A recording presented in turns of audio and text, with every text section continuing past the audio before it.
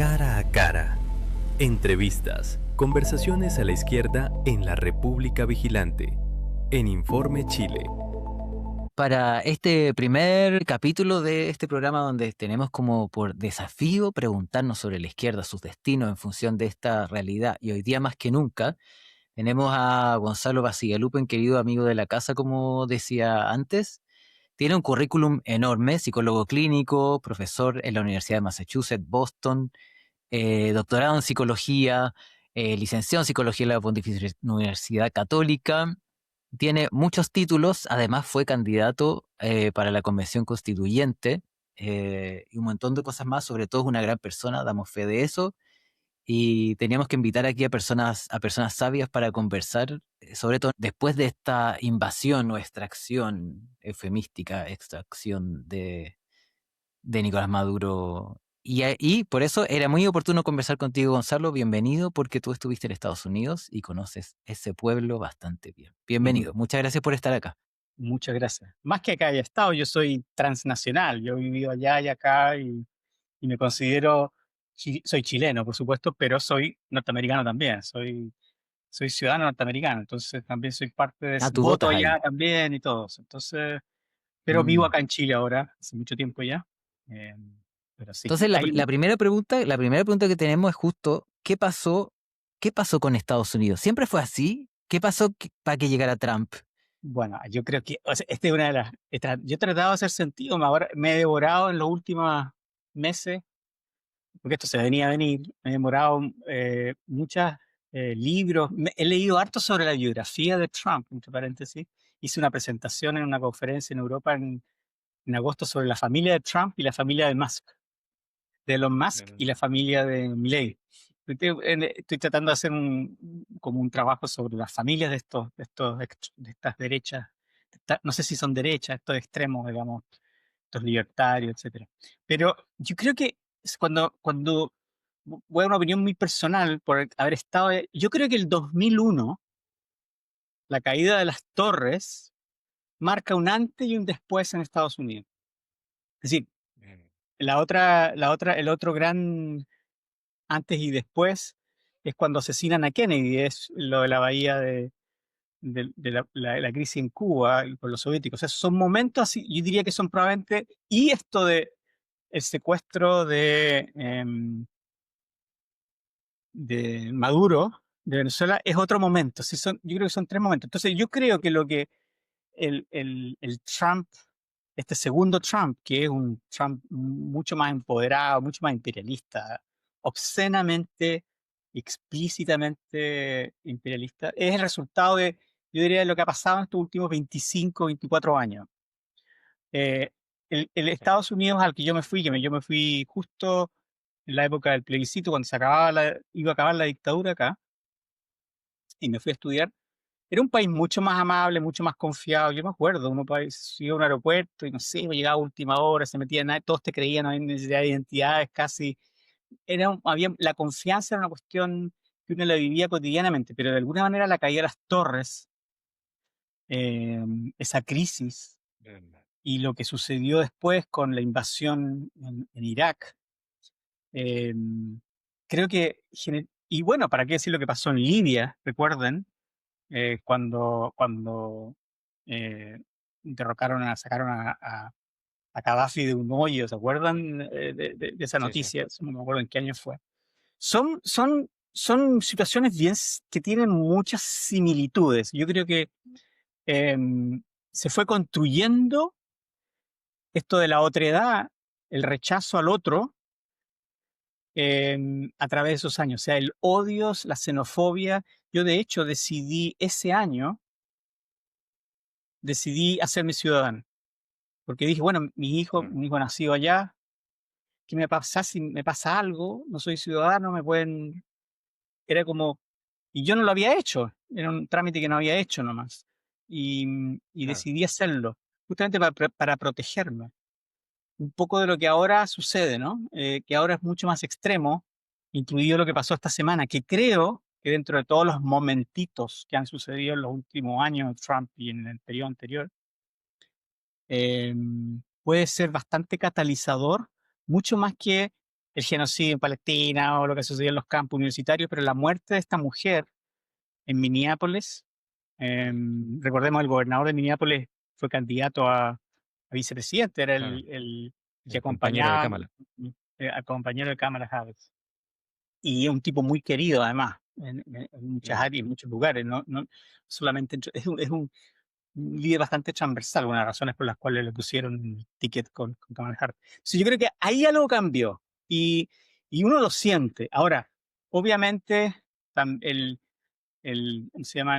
El genocidio en Palestina eh, generó un ambiente en el mundo, sobre todo en el mundo académico, que precede a Trump y que ha sido bastante nefasto, una cierta persecución a todo aquello, nuevamente, que abogue por la inclusión, etcétera. Una de las cosas que siempre, uno de los términos que a mí me carga es el término woke, ¿no? Como si eso fuera distinto, como si abogar por el medio ambiente o abogar por la igualdad en la comunidad LGBT o todas esas cosas fueran como secundarias.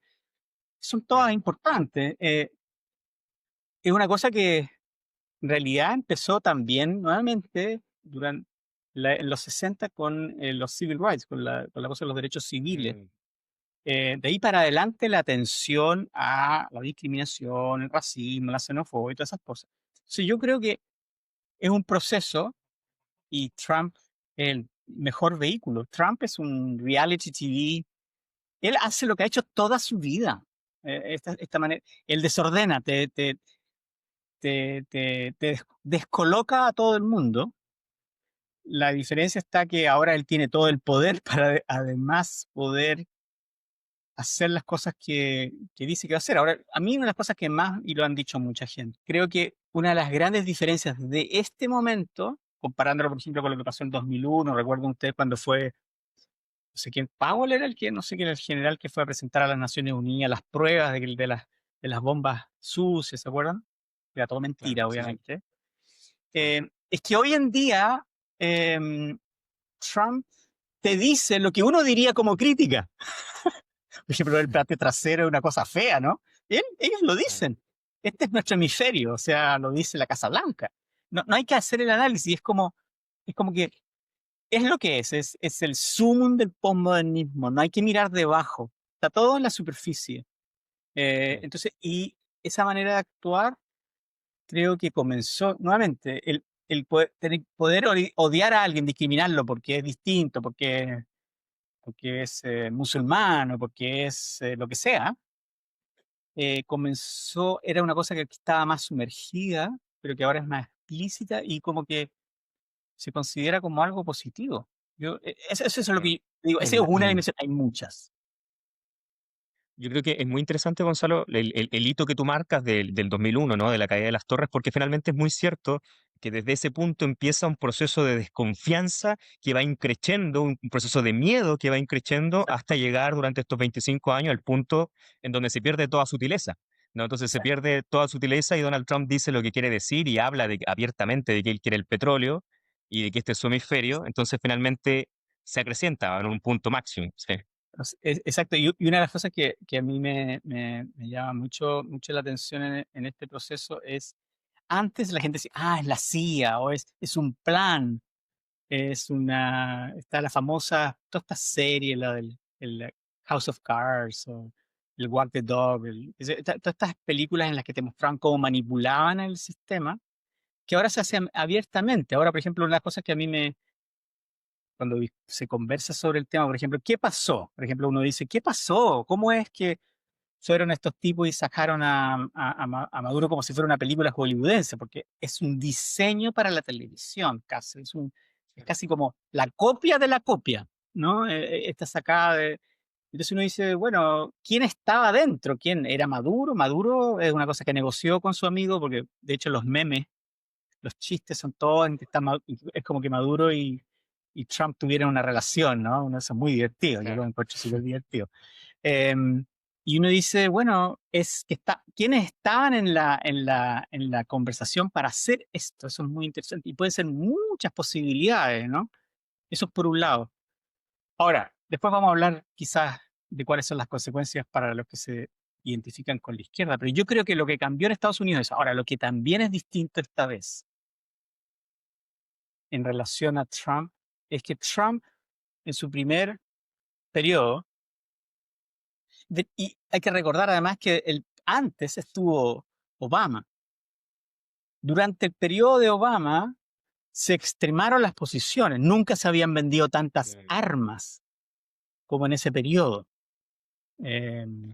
Nunca había habido una, como que de alguna manera la extrema derecha, los libertarios y todos estos grupos paramilitares se parapetraron. O sea, se prepararon para lo peor, por así decirlo.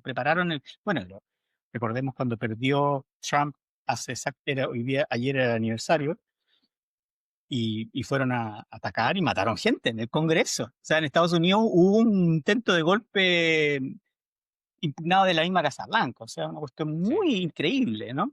Pero lo que es distinto esta vez, y eso no es solamente responsabilidad de las derechas, por supuesto, es que el Congreso, la Corte Suprema y el Ejecutivo, todos son dominados por la ultraderecha también, ni siquiera la derecha liberal. Y eso era algo que también cambió mucho, en el sentido de que en Estados Unidos siempre habían excepciones que hacían que tú lo sintieras como un país más inclusivo, donde había más posibilidades, y donde de alguna manera los poderosos tenían que cuidarse. No era llegar y ejercer el poder sin ningún control. Y eso ahora no existe. O sea, y por eso, bueno, para terminar el análisis, lo que de aquí hasta noviembre, probablemente los coletazos de Trump van a seguir. Y él sabe que está en peligro lo que él lo pueda continuar porque puede cambiar el Congreso. Se reelige un tercio del Senado. Y el Senado es muy importante porque, a diferencia de Chile, el Senado aprueba los nuevos ministros, aprueba los jueces de la Corte Suprema, un montón de cosas. Le pone muchos controles al Ejecutivo y se renueva el Congreso completo. Y todas las elecciones de reemplazo, de muerte que han habido en el último año, ha perdido Trump. Entonces, es muy interesante lo que puede pasar, ¿no? En ese sentido. Y él sabe que puede cambiar y por lo tanto no me extrañaría que hiciera más cosas porque las guerras, esta guerra y todas las guerras de antes, y debo decir que los demócratas no se caracterizan por no haber sido muy pacíficos tampoco, siempre han ido a la guerra, siempre han ido a invadir otros países, etcétera, etcétera. Em, alimentan todo esto y le dan mucho poder ejecutivo, no solo por esta sensación nacionalista, pero porque además moviliza la economía. La economía de la guerra es brutal, genera mucho trabajo, genera muchos recursos y nadie cuestiona que el Estado se endeude para ello. Entonces, no sé qué va a pasar. Y esto todo en un contexto en el cual él dijo que él no le interesaba nada lo que estaba pasando afuera, pero cambió su discurso, ¿no? O sea, bueno, esas son algunas de las, yo creo que han pasado, ¿no? Y en términos, para saber un poco cuál es el ánimo un poco de la sociedad norteamericana, el tema de los archivos Epstein, Exacto. son tan determinantes, porque acá Muy cuando determinante. uno habla de la sociedad chilena y del ánimo, uno huele, digamos, hay rabia, no sé qué, ¿cuál Sí, sería un sentimiento sí, sí. identificable? Bueno, mira, el plan, leí un reportaje, no me acuerdo dónde, del New York Times. El plan de derrocar a Maduro estaba diseñado fines de noviembre, después del Día de Gracia. O sea, principio, ya podía haber ocurrido en cualquier momento desde el principio de diciembre, pero hay muchas variables, qué sé yo, militares. Entonces, y se iba a hacer, había que darle el vamos nomás cuando se pudiera hacer tácticamente, chapejirona, porque no sé, cosas militares. Y justo ocurre esto de que tenían que sacar todos los documentos del Epstein a la tercera semana de diciembre y no lo hicieron, sacaron algunas cosas. Ahora, los, eh, todos estos documentos, y viola la Constitución en no sacarlos, entre paréntesis, porque es una orden judicial. Em, Obviamente develan una red en la cual Trump está metido, pero hasta el cogote, digamos, en términos de esta cosa pederasta, esto está con niñas, con jóvenes, etcétera. Em, y ahora, lo de- lo, igual, supongamos que podría ser que hubiera un impeachment, ¿no? Pero para el impeachment tiene que ser aprobado por el Congreso. Y ahí Claro. lo que pudiera hacer es que cambiaran algunos republicanos su posición al verse cuestionadas todos estos valores conservadores que tienen estos grupos de derecha. Pero, y hay ya han habido algunas defecciones. De hecho, hubo una diputada que renunció al Congreso, que era una que apoyaba a Trump, justamente debido a los Epstein Files. Renunció, la han entrevistado mucho, hay una muy buena entrevista en 60 minutos al respecto. Pero yo debo decir que tan confiado de que esto cambie completamente la figura, no estoy tan claro que así vaya a ser. O sea, la capacidad comunicativa que tiene Trump, que es estelar. O sea, esta locura que él tiene, el tipo maneja los tiempos de la televisión, los ritmos. A la gente le encantan las incoherencias que a nosotros nos molestan. O sea, el tipo tiene una capacidad de comunicarse con la calle, por así decirlo, la famosa calle que es incomparable. No hay comparación. La gente no lo que yo creo que sucede con Trump es que la gente no se siente que es menos al escuchar a Donald Trump. ¿Ah? Y yo creo que lo otro que sucede es que hay el autoritarismo que es, tú sabes, la riqueza, ustedes saben, la riqueza de los Trump, la familia se puede traquear hasta el siglo XVII, XVIII.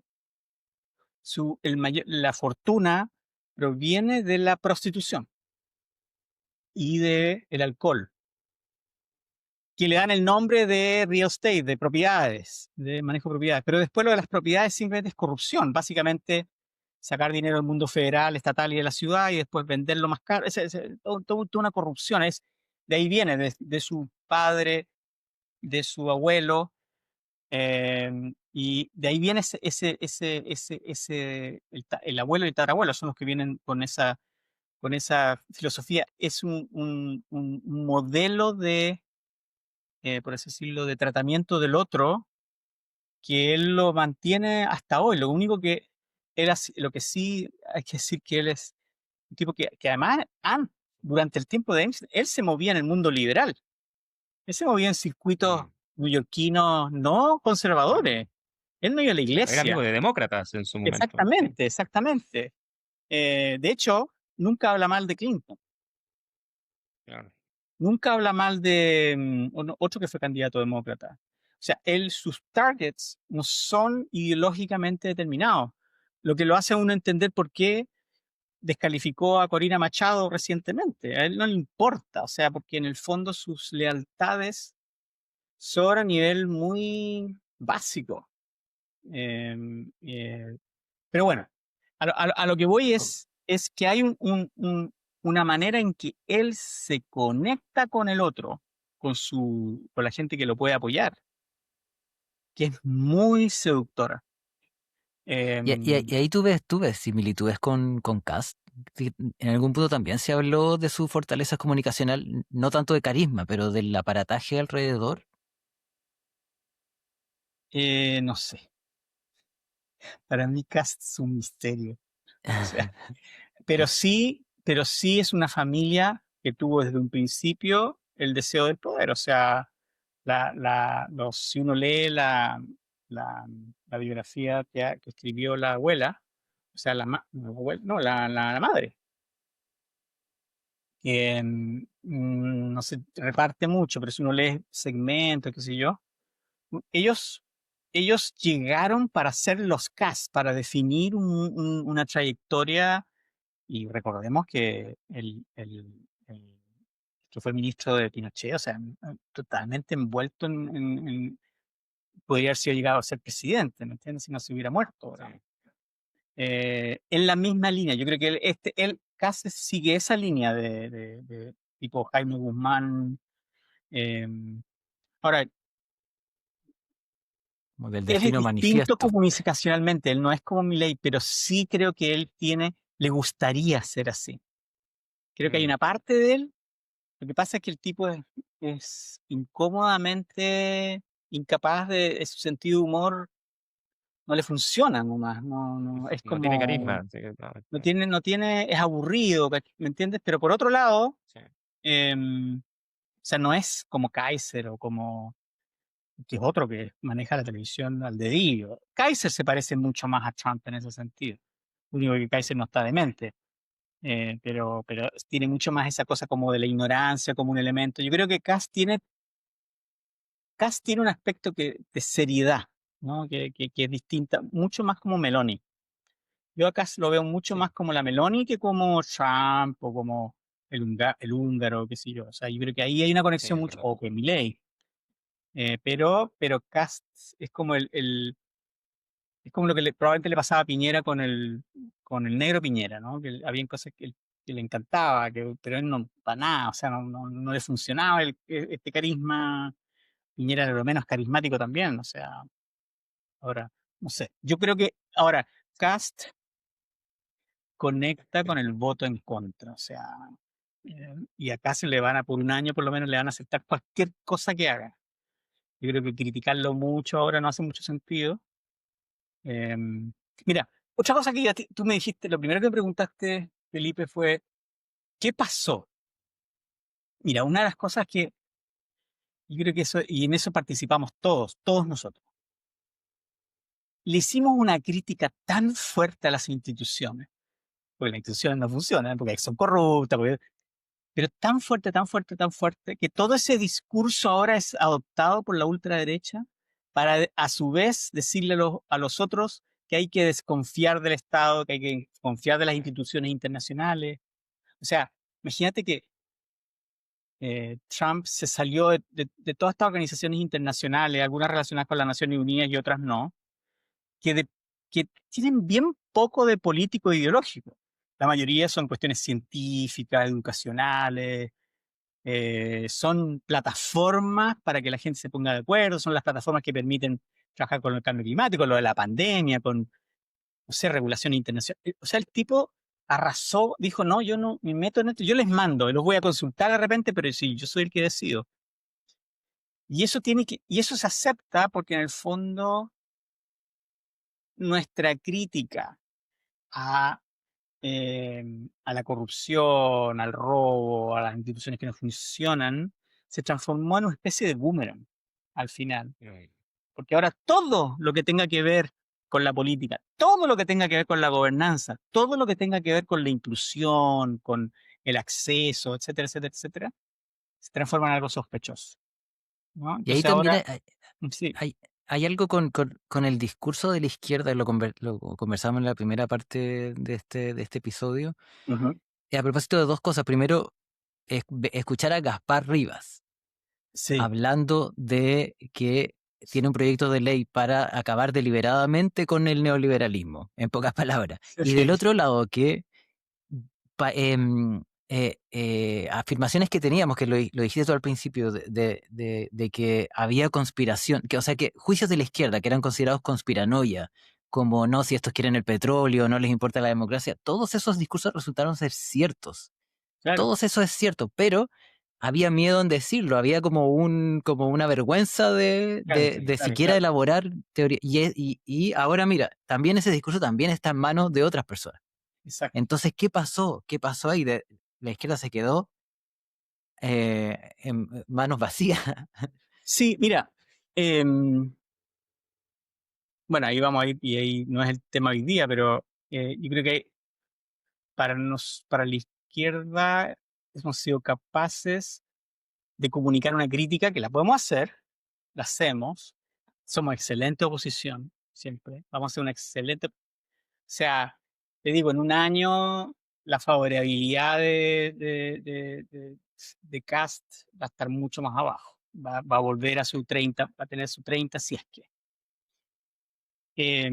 Pero bueno, tiene el aparato comunicacional, pero el sentimiento va a estar en contra de él. Pero eso no significa que la gente lo que quiera es un proyecto izquierdo. mm, Em, es verdad. no significa que entonces, ya, entonces ahora, claro, pero por supuesto las estructuras de izquierda, los partidos más tradicionales, no tan tradicionales, todos, ¿no? Van a querer, bueno, usar eso como una herramienta. Ahora yo creo que em, nuestro gran problema ha sido poder reconfigurar la memoria, por ejemplo. ¿Qué pasó las 2 últimas semanas antes que hubiera un golpe en Chile? La derecha es dueña del discurso. O sea, la idea, por ejemplo, de que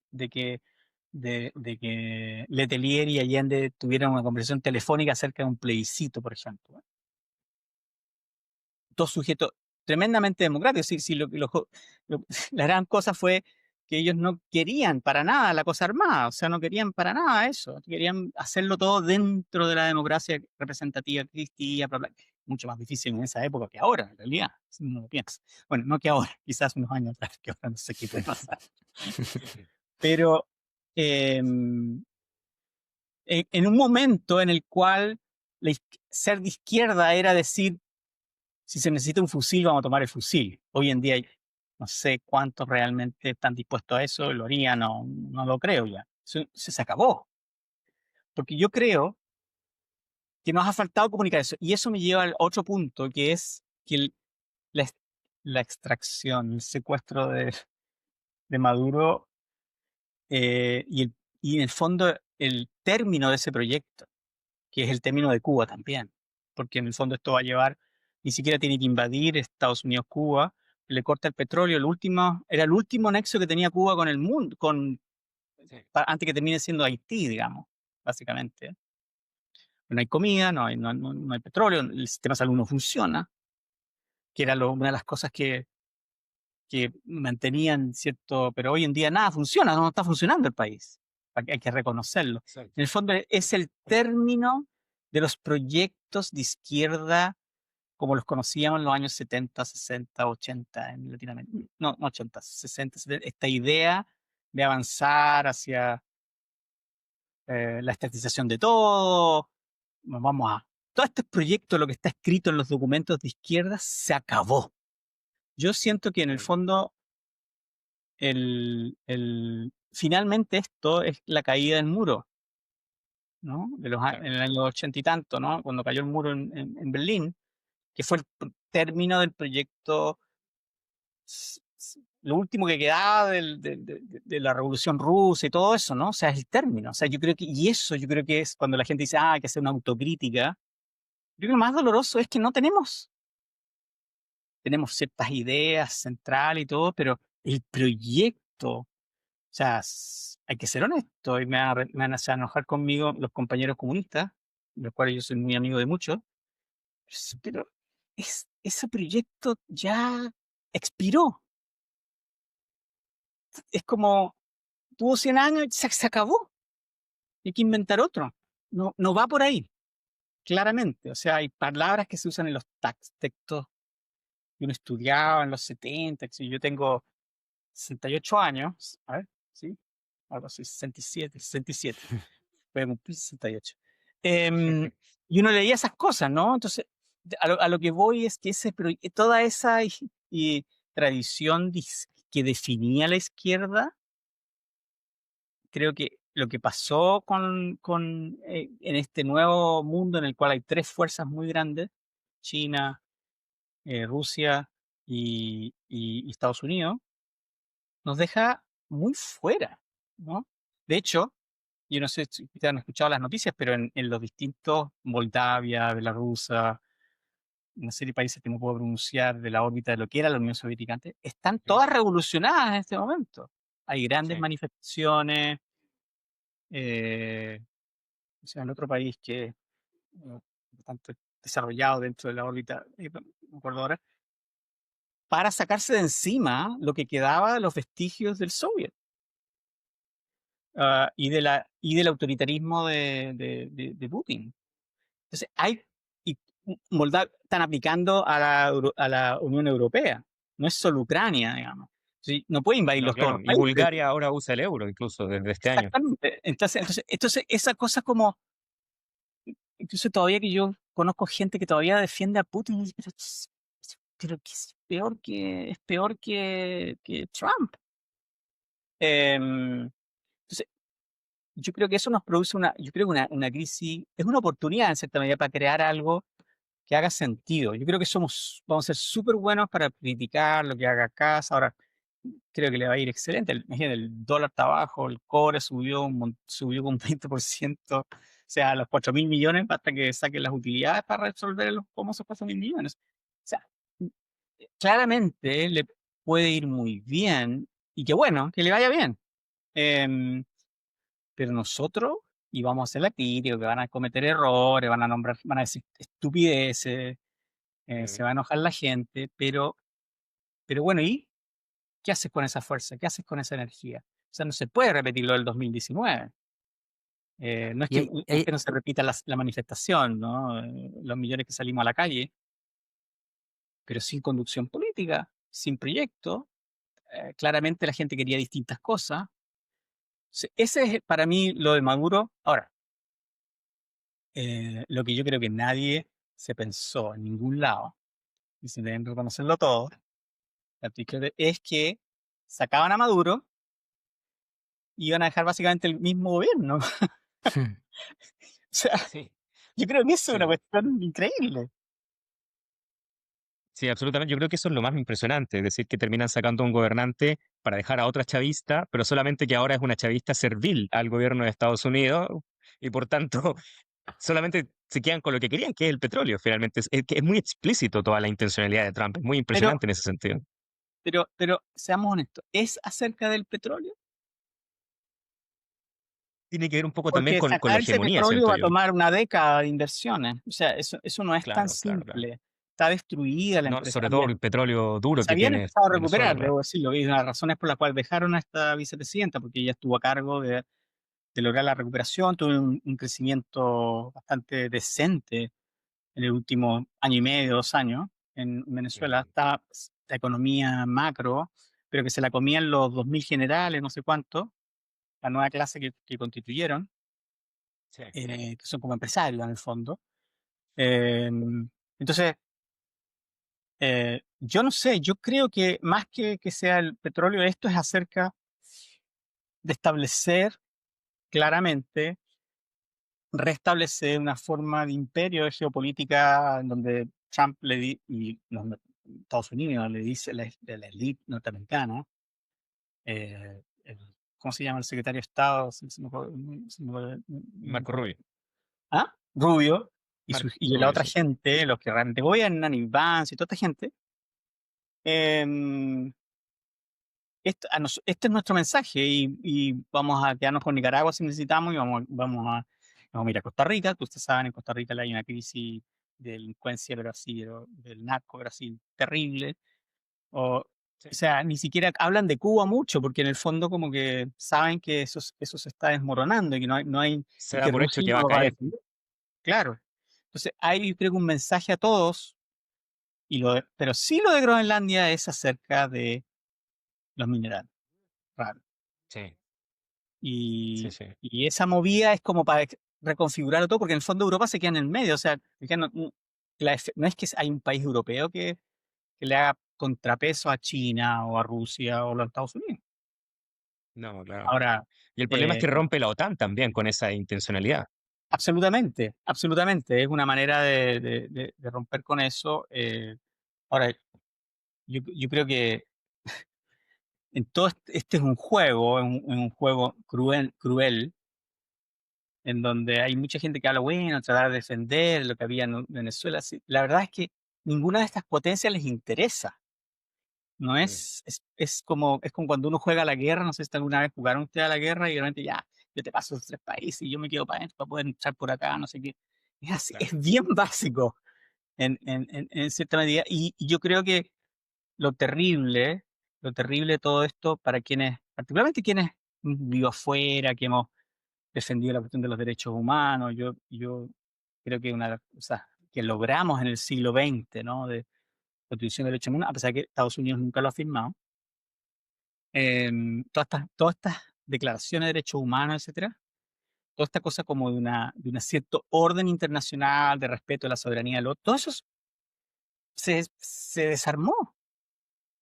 Sí, Es como le da permiso a quien tiene fuerza, te vaya y lo agarra. Ahora, en un mundo en que el 30% de la producción mundial la hace un país que es China. O sea, que claro. está Y bueno, y ese es un poco el análisis que se hace mucho, ¿no? De que probablemente este pseudo acuerdo tácito, tal vez, o explícito, ujú, vaya uno a saber que estaría, ¿no? Entre Xi Jinping, que quiere quedarse con Taiwán, ¿no? Que Putin se queda con Ucrania y que por tanto pues, exacto, dejan hacer te da Estados Unidos lo permiso que para quiere eso. con este hemisferio. Exactamente, no hay, y la ONU no puede hacer ninguna cosa.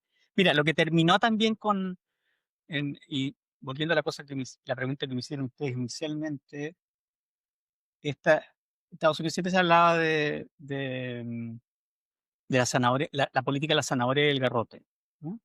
Mm, Y entonces te doy algo, te paso algo, coopero contigo, te financio una universidad, te financio programas de no sé qué, progreso, no sé si, claro. y si no me haces caso, te guasqueo y te mando un golpe de Exacto. Estado. Antes era un golpe de Estado, ahora es más, lo hacen más, son más explícitos, digamos. Sí. Ahora es una guerra como la defines tú, pero que parte desde de la vida cotidiana, la persecución al inmigrante, Sí, la persecución a los académicos, exacto, que empieza a tensionar desde ahí a terminar a invadir países que no están alineados, en claro. pocas palabras. Y Tú esa, me preguntaste al principio justamente acerca de la cosa norteamericana. Entonces, por ejemplo, una de las cosas, y no es solo la izquierda, pero en general se habla, los gringos, ¿no? O Estados Unidos.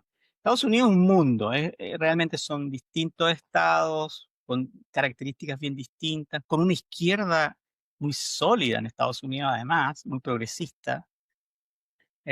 Tú tienes universidades bastante progresistas dentro de un poco un mito eso que dice la derecha, están todos dominados por los súper radicales de izquierda. Mentira, pero que Claro. hay un mundo académico, activismo, sindicalismo, una cultura más allá de Hollywood, incluido Hollywood también, pero más que, todo un mundo del arte, de la escritura, que es tremendamente sofisticado, extremadamente profundo, interesante, conviviendo a su vez con lo peor de lo peor de lo peor, digamos, en términos de cierta ruralidad, cierto trabajador, el racismo, todo eso. O sea, el país con más, de modo absoluto y porcentual, con más presos. Las cárceles son una industria en Estados Unidos. Entonces, Mm, siempre hay demanda por, o sea, se están continuamente construyendo cárceles, se está continuamente metiendo a gente preso. No sé si uno lee las estadísticas, o sea, las familias afroamericanas, siempre alguien conoce a alguien que está o estuvo en la cárcel, ¿no? O sea, es una claro. cosa increíble. Entonces, claro, y después ahora, bueno, esta cosa con los inmigrantes, pero es una paradoja porque la alimentación, la hotelería, el turismo, los servicios, la salud, el cuidado de los viejos, la construcción, todo eso no funciona sin mano de obra inmigrante en Estados Unidos. No funciona, no existe. O sea, si tú vas a California donde están Valle y Valle y Valle, son todos centroamericanos. Si te vas a Texas, todo el que trabaja en supermercados, las cadenas de supermercados, todo el manejo, vamos, todo lo que tiene que ver con la vida cotidiana es manejado por inmigrantes. Mm, Entonces, esta cosa como paradojal, porque, comillas, por eso de repente cuando tú me dices el petróleo, sí, el petróleo, pero yo creo que es mucho, yo creo que hay que tratar de mirar más allá de la minucia, y incluso Trump lo dice sin vergüenza, sí, queremos el petróleo. Yo creo que es más que eso, ¿no? Que ese es el proyecto, ¿no? Es como el imperio. Ahora, ¿qué hacemos? Esa es la pregunta, ¿no? La gran esa es la pregunta, pregunta, ¿qué sí. hacemos? Y mira, una de las cosas que a veces se dice es, hay que tratar de recuperar los micro movimientos, hay que movilizarse en el micro, hay que activarse, por ejemplo. Y la mujer que mataron en Minneapolis ayer, mujer de 35 años, em, madre, poeta, eh, en circunstancias en que, o sea, ella era una defensora de los inmigrantes. Entonces, ella estaba haciendo política de grassroots, política de abajo. Claro. La mataron. ¿Me entiendes el mensaje o no? No sé si fue targeted, es a ella la que le querían, pero bueno, a ella le pasó lo que le pasó y así ha sido con otras personas también. En Chicago han pasado estas cosas. O sea, es como cuando agarraban a cualquiera acá en tiempo de dictadura y era como un mensaje para los otros. Te puede pasar esto, Claro. ¿no? Un Entonces, pequeño hito lo que ocurre con esta chica, similar a lo que pasó un poco con Black Lives Matter a un par de años atrás, ¿no? Con este ujú, chico afroamericano que también asfixiaron y que generó todo un movimiento social sí, al sí, respecto y sí, que sí, generó un sí, movimiento en las calles. sí, el 2020, bueno, el George Floyd, pero lo que pasa es que la Claro. diferencia George Floyd. es que ahora fue una mujer blanca. Claro, claro. Entonces, eso puede generar. Ahora, entonces, qué es lo que hacen inmediatamente los grupos de ultraderecha en Fox y todo? Era una mujer blanca, lesbiana, madre de una niña. Se la Claro. empiezan la van a empezar a aderezar. O sea, van a a hacer lo que hacía Merino, los humanoides. La idea es, van a tratar de construirla como un sujeto que se merece que le haya pasado lo que le pasó. Y acuérdate, el discurso que ya debe ser probablemente es, ¿por qué hizo lo que hizo? ¿Por qué no paró? ¿Por qué no, qué sé yo? Exacto. Y no hay, Y no claro, hay forma de contrarrestar, no hay una respuesta para contrarrestar eso. O sea, es muy difícil, estamos como contra esa magnitud de hay, amenaza. sí, la diferencia en ese caso, y por eso que yo creo que puede esto puede bajarle un poco los decibeles a Trump, es que Minnesota es uno de los estados más progresistas, es como la Suecia de- o la Finlandia de Estados Unidos, ¿no? Ujú. Massachusetts como la Suiza, digamos. Pero estos son muy, por eso ya hablan de Minnesota Nice. La gente es como nice, Ujú. como, y tienen un sistema de salud bastante progresista, más que probablemente que todo Estados Unidos. Tienen un gobernador bastante decente. Hay una, como, explicarlo, como, es muy distinto de estar, no sé, en Kansas o en Utah o no sé, en el Sí. sentido de que hay una suerte, o sea, esto es algo que estoy seguro traumatiza a mucha gente. Les va a hacer cuestionar muchas cosas, incluido algunos que apoyan a los republicanos. Los mismos, o sea, obviamente para el mundo que vota demócrata los va a movilizar todo, pero esto puede movilizar quizás a un mundo blanco liberal, que es el que da dinero a las votaciones, que es el que voluntaria para ir casa por casa, que llama por teléfono, que lleva a las personas a votar. O sea, eso tiene alta influencia en un país en que vota menos del 50% de la gente, donde el voto no es Es obligatorio. cierto. Sí. Caminando por el desierto. La travesía por la izquierda en la República Vigilante. Informe Chile. Me gustaría también traerte, Gonzalo, a Chile, hablar un poco Ujú. sobre la izquierda chilena, ¿no? Y sobre entrar a esta sección nueva. Eres el primer invitado a esta sección que se llama Caminando por el Desierto, en donde la idea es generar esta reflexión necesaria que sentimos desde la izquierda, ¿no? Porque finalmente cada vez que hay una derrota fuerte en la izquierda, como que simplemente se desecha el movimiento anterior y se sigue mirando adelante sin hacer una introspección necesaria. ¿Cuál es tu Sí. perspectiva de la derrota en general, ¿no? De Janet Jara, tanto electoral, pero también política, la llegada de Kast y este nuevo fenómeno que estamos viviendo? ¿Cómo lo ves tú y cómo reconstruirnos también desde ahí? ¿Desde cuál perspectiva? Yo sé que es muy amplia la pregunta, pero te la dejo plantear. Sí. Yo no sé de dónde viene esa cosa de caminando por el desierto. Esto va a ser como caminar por Marte, la verdad, Sí, porque por lo menos en el desierto de repente hay oasis, es bonito, claro. especialmente si uno anda en Atacama, ¿no? Se puede encontrar con, no sé, con un flamengo, hay salares muy lindos, etcétera. Esto yo A creo que, veces sale el desierto florido también. exactamente, hay una florcita, entonces, como que, Claro. pues, no sé si la metáfora es lo suficientemente, captura suficientemente por un lado, yo creo que hay un camino al desierto para aquellos que o sea, yo creo que con cierta honestidad, conociendo a alguna gente de la Cámara, ellos sabían, todo el mundo sabía que esto era la posibilidad de ganar, que la candidata Jara, que yo la considero una muy buena candidata, Mm, que ganara, y yo creo que la candidata lo sabía. Es simplemente una quimera, pero había que perder bien. Y yo creo que se perdió con dignidad, se perdió bien, considerando todo, considerando incluso que el gobierno no le ayudó mucho. em, pero esa todo, yo, la verdad, después de haber perdido la elección de convencional y darme cuenta de cosas pero cómo no me di cuenta de algunas cosas, esa es la parte mm, más chica, ¿no? La parte de la elección misma, se podía haber hecho esto, se podría haber hecho. Yo creo que era imposible ganar la elección. O sea, yo creo claro. y que a nivel del Congreso no se hizo tan mal, o sea, no fue fue un terremoto grado 6 7, pero no fue una catástrofe como en Concepción en el 2001. Claro. ¿2001 Mm, fue? 2010. No, 2010. el 2001, el 2010. Se me dieron vuelta el uno y el 0 ahí.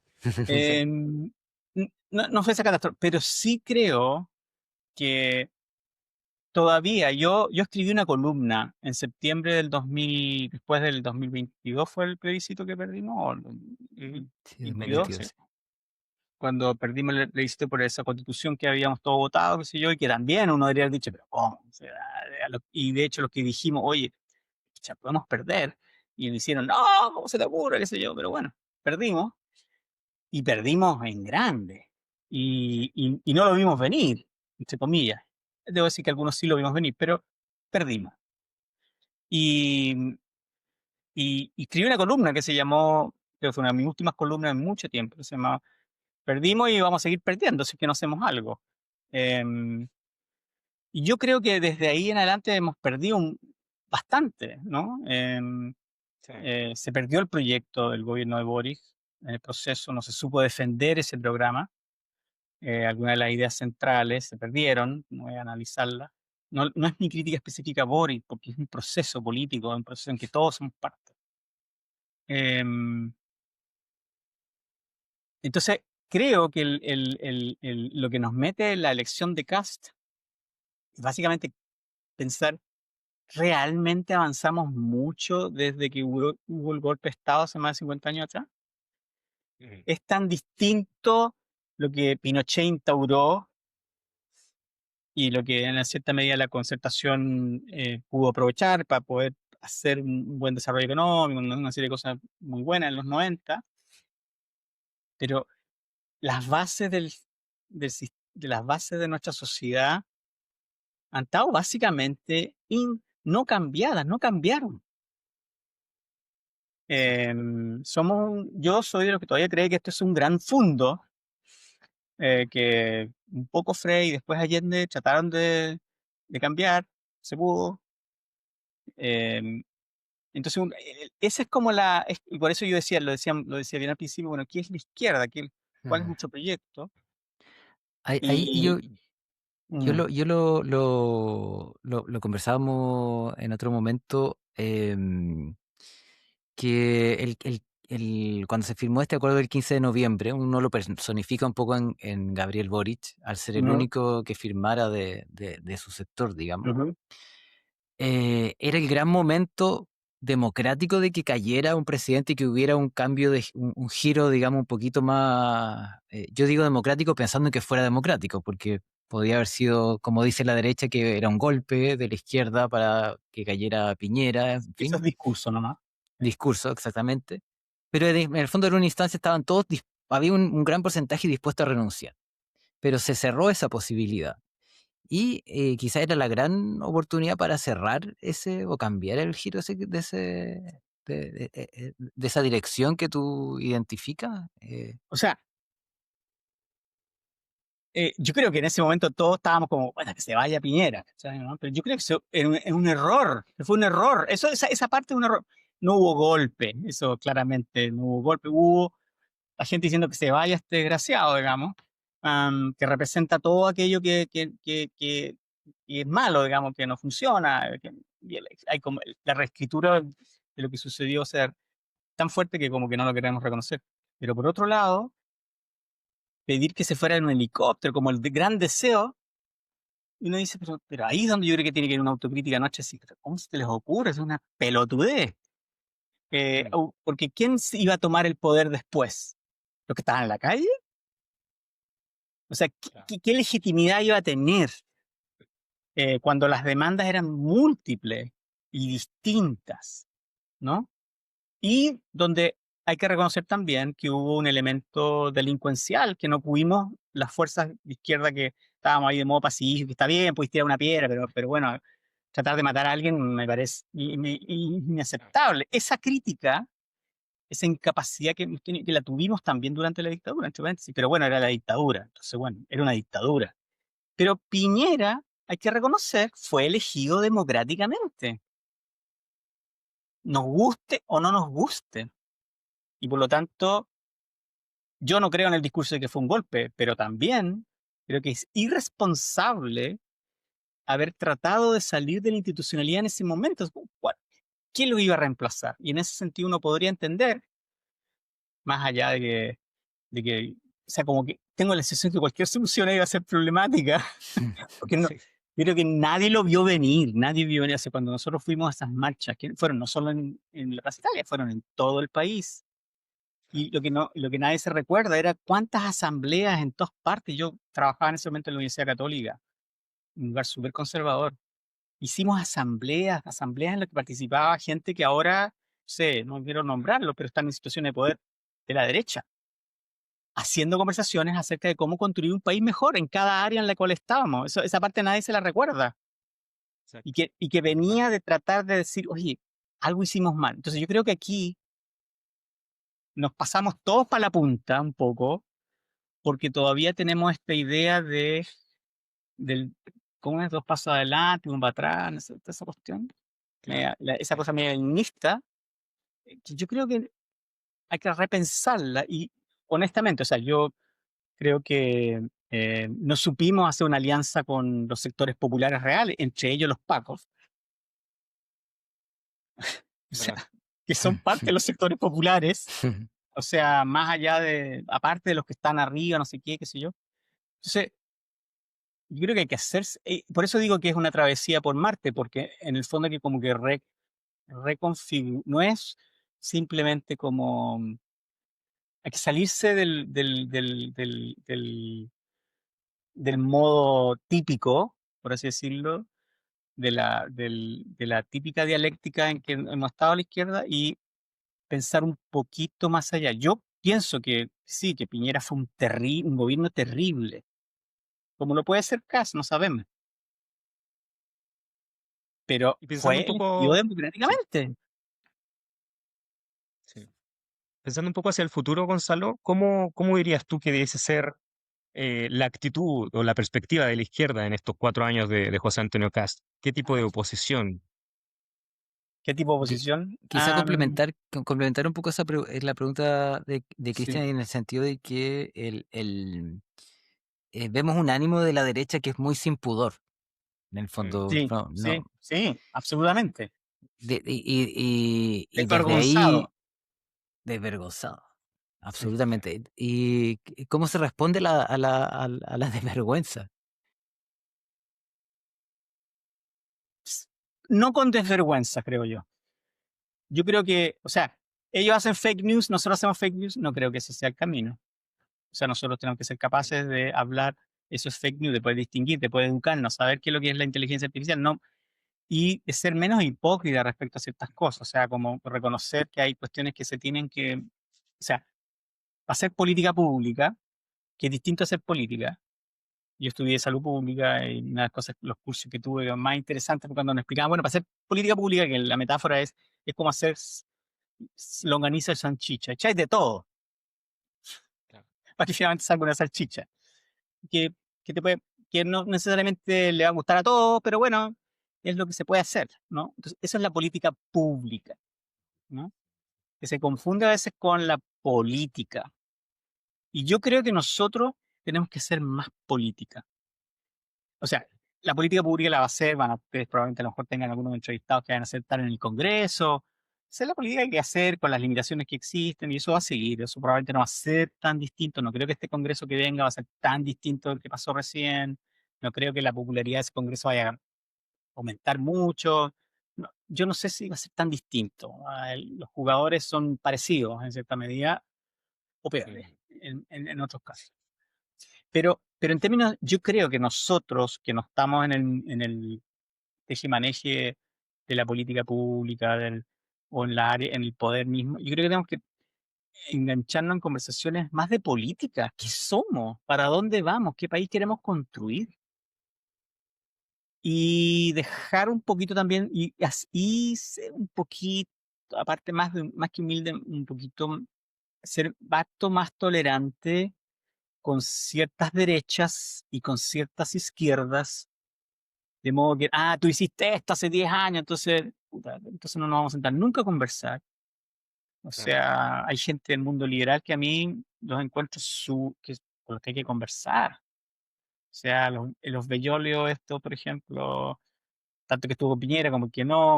O sea, hay mucha gente, Sí. y en la izquierda igual. Yo creo que hay gente, y gente así como todo, que acabo de leer una carta que escribió un PC que yo conocía, en todo, con una carta así como diciendo básicamente, oye, empecé a desaparecer este partido como es, porque me pareció interesante, se tienen que estar dando esas discusiones. O sea, yo creo que tenemos que hacer la discusión, eso que uno hacía en la dictadura, que te iba ya, ¿cómo se llama ese lugar ahí cerca del Quisco, Maya, en la playa esa donde... En Las Cruces. Sí, por allá, uno de esos lugares, bueno, Ah, ahí más había allá. otro. em, Donde se hacían jornadas, 2 días, Punta discusiones, Tralca. Bunte Tralca. O sea, donde se trataba, yo me acuerdo, todo lo que fue la renovación de la izquierda, la convergencia socialista, Claro. todos los procesos que lo dirigían algunas ONG, etcétera, apuntaban a una discusión política. ¿Qué país queremos construir? Y de ahí emerge cuáles son las nuevas alianzas. O sea, para mí es inaceptable, por ejemplo, ese es un punto, que no pensemos más en el medio ambiente. O sea, que no pensemos más en la naturaleza, que no pensemos más en ciertos aspectos, que, no sé, o ciertas formas de organizarse que sean más cuidadosas con el otro. ¿Qué vamos a hacer con los viejos? Nos estamos haciendo todos más viejos, porque vivimos más largo. ¿Cómo nos vamos a cuidar? Mm. Hay que tomarse en serio la cuestión de las jubilaciones, en el sentido de que vivimos más tiempo. Eh, Hay una montonera de Mm. temas, son temas ancilares, como que ahora todos queremos hablar, todo es crecimiento. No, no todo es crecimiento. Claro. O sea, no hemos hablado nada de eso, ninguno de nosotros es economista, pero el modelo de crecimiento está agotado. Y ese discurso yo creo que hay que mirarlo más atentamente, no simplemente decir, está ahí estúpido, Sí. ¿cómo vamos a crecer? ¿Qué sé yo? Y tiene sentido porque me quedo con que a esta búsqueda de enemigos de la derecha se puede contraponer esta construcción de confianza que Ujú, tiene que ver con lo que dices tú, con mirar al otro, con mirar a la exacto. naturaleza, y que no sea hippie tampoco, para ponerlo en términos peyorativos, sino que sea Claro. práctica. Sí, claro, Claro. exacto. O sea, por ejemplo, un huerto orgánico o un panel solar en las casas no es hippie, es ahorrar plata, es comer mejor. O sea, por ejemplo, Exacto. hay cosas que hay que Mm. traducirla bien concretamente. Los buses, o sea, por ejemplo, ¿por qué el ministro de Obras Públicas, a quien conozco mucho, fuimos colegas en el proyecto, qué sé yo, por qué es tan popular? Claro. Porque ha impulsado cuestiones que tienen que ver con la vida cotidiana de las personas. Cuando ando en Santiago, ahora vivo acá en la costa, ando en bus y en metro. Bus, prefiero el bus incluso, porque pucha, Sí. funciona, po. Lo han No, criticado mucho, qué sé yo. Entonces, o otra sí. gente que está optando por otras vías. Entonces, ¿cómo hay cuestiones que yo creo que la izquierda tiene que abrazar mucho más, que son pragmáticas, que son de calidad de vida y que no son puro discurso? Yo creo, Mm. por Sí. ejemplo, el discurso de salud y educación, que yo creo que no lo han hecho bien, está bien, FONASA, el prepago, pago, todas esas cosas. Pero resulta que hay que tener conversaciones mucho más profundas acerca del tema, o sea, porque la demanda de salud es infinita, nunca acaba. Pero tenemos que tener conversaciones acerca de qué significa, dónde invertimos, por qué es más importante, bla, bla. En educación, ¿para qué decir? O sea, yo creo que ahí hemos, ningún grupo ideológico en este país ha sido capaz de enfrentar el deterioro continuo de la educación. Mi mamá, que era profesora, siempre conversábamos en la mesa, siempre está todo en crisis en la educación, siempre está en crisis, pero, pero no han sido ¿verdad? crisis que permitan avances. Entonces, esos son temas que nosotros lo tenemos súper, súper pendiente y que podemos poco hablar, pero sí de transporte, sí de ciertas cosas de recuperación, hay ciertas cosas, obviamente que sí, pero no podemos nuevamente seguir perdiendo. Pero eso, insisto, hay cosas de política, pero yo creo que hay que hablar más de política también. Sí, De tenemos que cómo ir nos inspiramos, qué nos cerrando. inspira. Tenemos que ir cerrando ya, pero solo quiero hacer un comentario a propósito de la confianza que supe hace Ujú, poquito, como en las dinámicas dentro de la Cámara de Diputados. ujú, em, Se está dando un fenómeno muy curioso de falta de confianza dentro de los equipos, porque con esta renovación hay mucha gente que se queda sin trabajo dentro de los equipos de la Cámara de Diputados. Y también dentro del mundo periodístico se producen como distintos traspasos y ingresos de agencias que empiezan a trabajar transversalmente. Entonces, equipos que antes eran muy de un sector ya están permeados por otro sector. Se vio muy levemente antes, pero en el fondo dentro hubo una falta de confianza súper, súper grande, ujú. que me parece muy, muy simbólico Ujú. de todo esto que estamos hablando, de que en el fondo siempre se habló de estar en esas instancias de poder, hay que estar como cuidándose la espalda, pero claramente este llamado a la confianza se hace más que pertinente. Claro, pero como yo digo en chiste, bueno, el día 11 todo se va a resolver. Em, no podía hacer el mismo chiste hace 4 años, ¿no?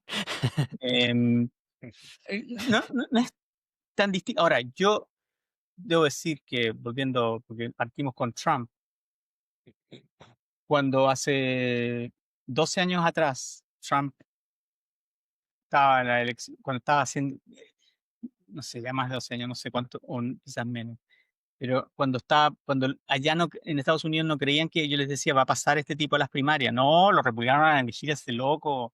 Si yo iba a ser elegido, va a ser el candidato. Y después decía, yo voy a ser elegido porque es cosa de leer el ambiente, ¿no? Es como la razón que Claro. podía haber salido elegido Castro, Kaiser, qué sé yo, es que la derecha iba a ganar. ¿No? Que efectivamente, y en ese sentido tienen toda la razón los medios de derecha y los comentaristas de derecha, estas eran las primarias de la derecha. Lo que pasa es que había que tratar de ganar lo mejor Claro. posible, qué sé yo. Pero, pero, ¿cómo explicarlo? Yo creo que hay que capturar el momento, pero no es solamente una cuestión eleccionaria. Y ahí creo que hay un mundo de izquierda, el mundo más oficialista, diría yo, el mundo de izquierda oficialista, que cree que esto simplemente va a haber un recambio en 4 años más. Yo creo que si Claro. no tenemos un proyecto, por muy descontenta que esté la gente, no nos vaya a pasar como le pasó a Milei ahora recién, que volvió a ganar igual. Que la gente vuelva a Exacto. votar por alguien como Cast o alguien como Kaiser o lo que sea, ni siquiera gente de Chile Vamos, sino que de ese mundo, Mm. porque tienen un discurso que conecta con la gente, tienen los medios y van a tener ciertos resultados que los van a vender muy bien, por distintas razones, con Vamos a muchas. ver, Vamos a vamos a ver. ver qué pasa con eso. Vamos a ir conversando. Seguramente te vamos a Ujú. invitar nuevamente porque esta conversación podría Sí, ser hay muchos súper temas. larga. Y muchas gracias por aceptar esta invitación, Suerte en el Gonzalo. camino por Marte. Eso. Muchas gracias. Gracias Te vamos a por este invitar. primer capítulo de Hay que, República hay que ponerse una Vigilante, por ropa estar con nosotros. adecuada, hay que encontrar los equipos buenos, pero no Exactamente. nos Claro, queda otra, no nos queda otra, no sé qué, vamos a repetir los mismos errores. Sí. totalmente. Muchas Hay que gracias, seguir con Gonzalo. estos espacios de discusión. Siempre hacen bien. Ah, Te agradecemos también, mucho, Gonzalo. Ese es el felicitaciones aporte, por esto también, sí, a ambos. el esfuerzo, sí. Gracias. Muchas gracias, nos vemos. Gracias. Nos estamos viendo. Informe Chile, un original del Ideálogo.